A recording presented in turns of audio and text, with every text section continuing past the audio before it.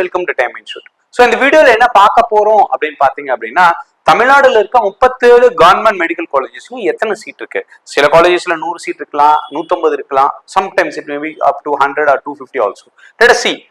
Right now total there are 37 government medical colleges as you all know. இதான் அதோட positions எங்க அப்படிங்கறது zoom பண்ணி பார்த்துக்கோங்க. நவ் மெட்ராஸ் மெடிக்கல் காலேஜ்ல 250 சீட்ஸ் இருக்கு. And Stanley Medical College, again you got 250 seats. You got Government Medical College Coimbatore, அங்க 200 seats இருக்கு. Tanjavur Medical College 150 seats and Kilpak Medical College again 150 seats. Government Chengalpet Medical College 100 seats.